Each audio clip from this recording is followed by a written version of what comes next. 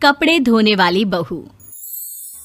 शादी के पहले से ही विभा को कपड़े धोने का बड़ा शौक था। कभी नल के नीचे तो कभी तालाब के पास। अरे मेरी नीली वाली लुंगी नहीं दिख रही है। विभा की अम्मा, कहाँ रखी है लुंगी? अरे वो तो विभा ने परसों ही धोकर रखी थी आपकी अलमारी में, देखो वहीं होगी। वो ना मैंने आज धो दी, मुझे लगा कि गंदी हो गई होगी।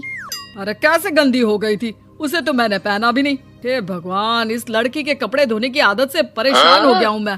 जितना तो घर में राशन नहीं आता, उससे कहीं ज्यादा डिटर्जेंट पाउडर का खर्चा है। इसकी शादी करवा दो, शादी जाए अपने घर में ही करे काम, फिर चाहे घर के कपड़े धोने हो या पूरे गांव के।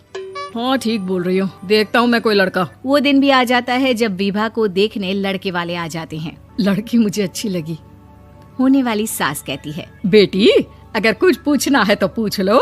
वैसे तो हमारी लड़की बहुत ही शर्मीली है, जो बोल दो वो मान लेती है, इसे क्या पूछना होगा। अरे कैसी बात कर रही हो माँ, मुझे इन लोगों के घर रहना है, सवाल तो कई है। हाँ हाँ बेटा, पूछ लो ना, क्या पूछना है। आप लोगों के घर कपड़े कौन धोता है? सास का मुंह बन जाता है।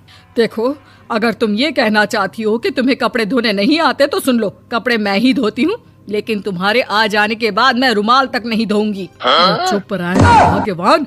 बहू बेचारी घर आई नहीं, उसे डराना शुरू कर दिया। वो क्या है ना बिटिया, अभी तक तो ये कल्लू की माँ ही धोती थी, लेकिन अब तुम्हारे पापा तो दहेज में वॉशिंग मशीन देंगे ही।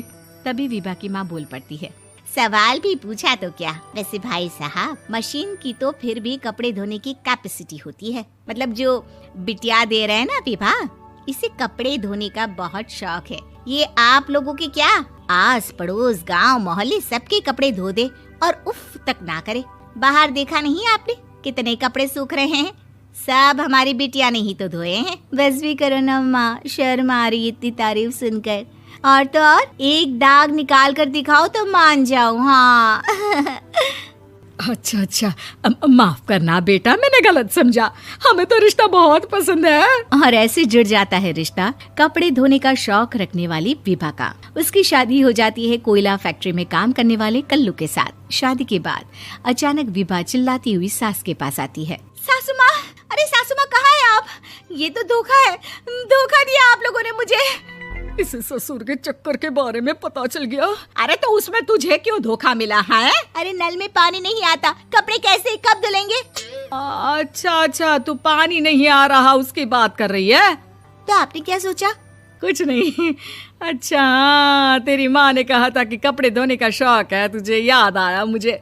शौक बोलकर कपड़े धोने वाले मेरे जुनून को कम ना आके सासू माँ, कपड़ा धोना मेरा गुरूर है। तभी पति भी वहाँ आ जाता है। अभी मैंने इसे सनी देओल की फिल्म दिखाई है, उसी के डायलॉग मार रही है माँ। अच्छा सुन, साफ बता रही हूँ, पानी सुबह 4 से 6 और शाम को 10 से 12 आता है, समझी?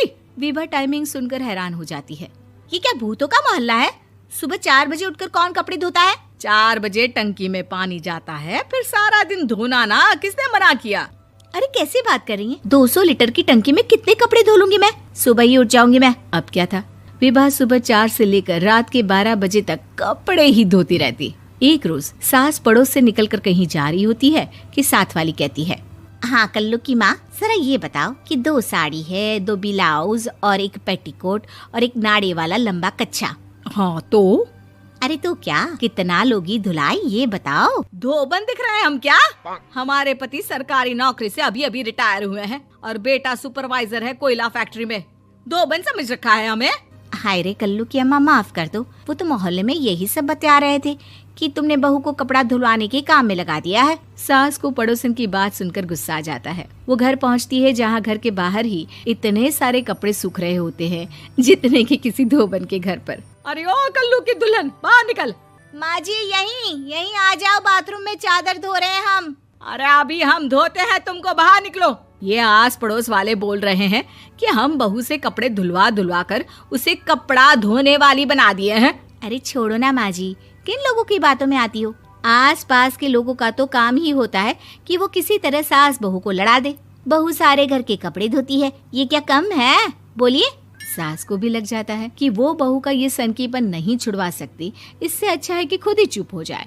एक रोज सास और बहू मंदिर जाते हैं, जहाँ सास की साड़ी वहाँ खड़ी भीख मांगने वाली से मिलती है। माँ जी क्या बात है, आपकी साड़ी उस भिखारन से कितनी मिल रही है ना? हाँ हाँ देखो तो, दोनों की साड़ी मिल रही है। क्या बात है कल्लू की अम्मा, तुम खुद को तो अफसर की बीवी बताती हो और ऐसी सिंपल सी प्लेन साड़ी पहनकर घूमती हो।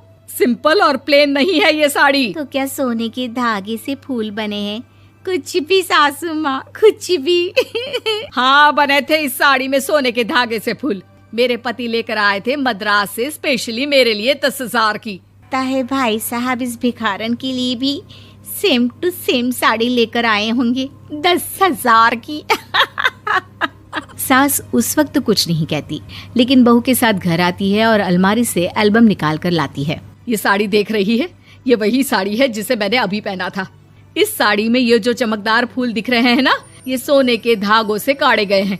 लेकिन तू लोकल वॉशिंग मशीन ब्रश से घिस घिस कर सारे फूलों को निकाल कर साड़ी प्लेन कर दी। मुझे माफ कर दीजिए सासू माँ। और तो और, जब मैंने तुझे तेरी गलती के लिए कुछ नहीं कहा, लेकिन तूने तो सबके सामने मेरा मजाक ही बना दिया। क्यों? बहू को समझ में आ जाता है कि अब से उसका कपड़े धोना बंद।